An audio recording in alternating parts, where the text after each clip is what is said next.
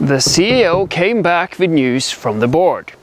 They have ears everywhere and they are picking up trends of moving from US cloud providers to European cloud providers.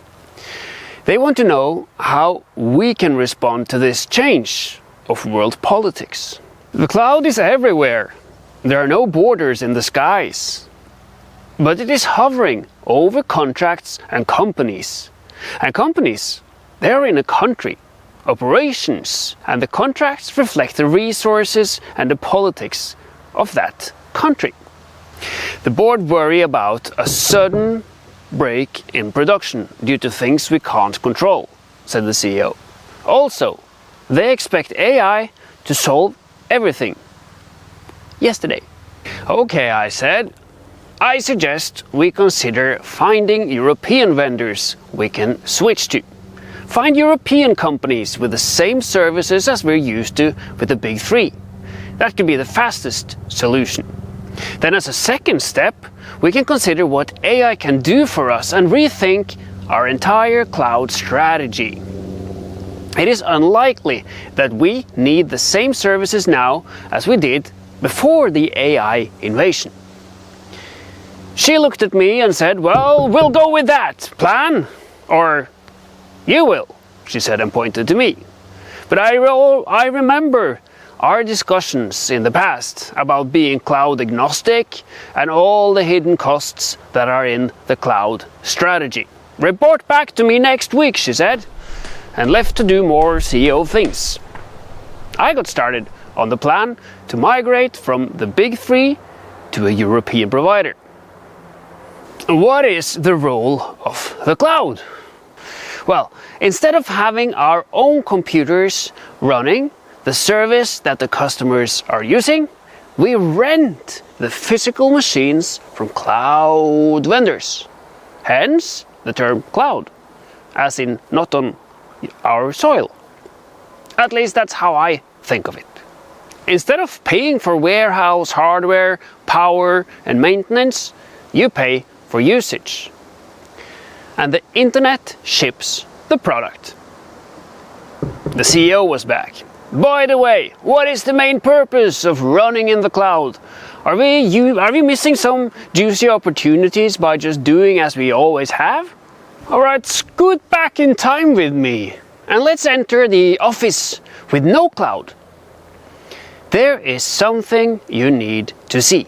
If we wanted to provide software to a customer, we would install it on the customer's computers with CDs, the disks. Updates were less frequently than today, so no patches after release.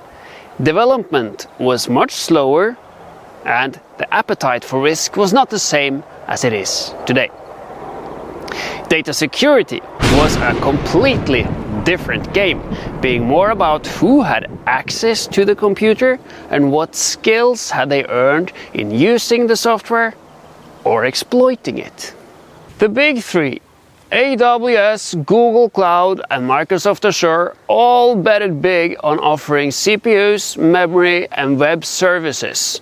Services that would let the CPU cooler fans fade out in the offices, pumping up the jam of the internet. Tech investors took the bill for the cloud for a cheap entrance to cloud computing.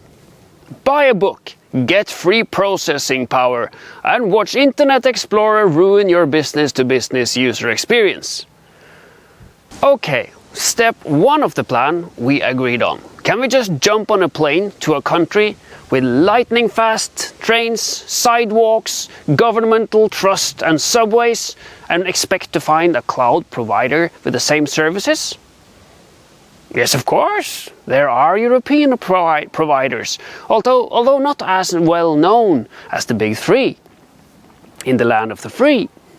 So how is the lift and shift? Like going to a new coffee shop where only the color scheme and the cookie collection is new? Or like to garage sales, where both are garage sales but you have no idea what you will find? More like from Starbucks to Espresso House, I would say. Cloud operations are relatively standardized in functionality, but business models and breadth of services, vary. Except for what isn't the same. You see, they all have some hooks and some selling points based on their business environment, strategy, or customer segments. But to move our cloud from one continent to another, we need to learn all the details and click our way through setup and migration. No. Infrastructure is handled by code, not by clicking. And AI speaks fluently infrastructure as code. Migration isn't a team anymore. It's a prompt. We just take our config from the previous vendor and ask AI to migrate to the new vendor. With some planning and bug fixing, that is smooth sailing from Boston to Amsterdam, and it probably takes the same time to be up and running in Europe as the ships spent going the other way 200 years ago. By the way, there will be some simplifications as well, since we had to build in extra barriers in the infrastructure to be able to handle European privacy requirements. Step 1. Can we migrate directly to a European cloud? Yup. Low risk, similar cost, some rewards. What about step number 2? What has AI done to cloud infrastructure that we can benefit from? Like most technology improvements over time, they create more work and cost more.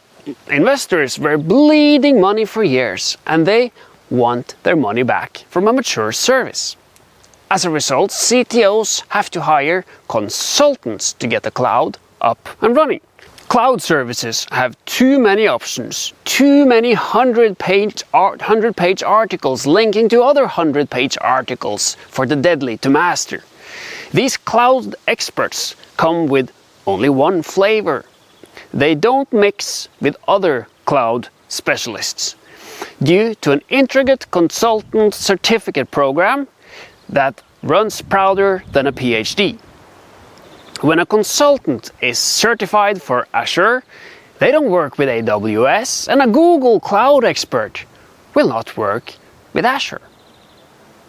So if you want to be cloud agnostic, say hello to Rita, Elias and Suleiman. They are living the dream life on your top dollar or euro. And this is where AI is your new bestie and the cloud's consultant's worstie. Because today AI helps you set up the cloud you need on the cloud servers you have chosen. So you don't need to buy all the services and you don't need all the single flavor consultants. Hey, come back! That doesn't mean you can fire the CTO. There are still lots of things to do. You still need to understand all the services, and you need to guide your developers how to build and deploy in this new context. You expand the scope for your dev hands, which has to do more of the cloud infrastructure as a part of the development. But with a good strategy, building for deployment is fast. It adds robustness and safety, and it is immensely satisfying. The CEO is now in a meeting with the board, explaining that an easier, better, cheaper solution is on the steps. Present your solution, and next week we will be ready to rock it, she says.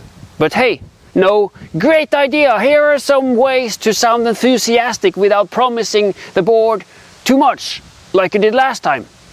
I get it. Hey, AI, remind me to remove traces of laziness or write better copy. We did it. A winning strategy. The CEO takes the plan to the board, dribbles past the last line of defense and shoots with a beautiful spin around the keeper, and we win the World Cup. Hooray!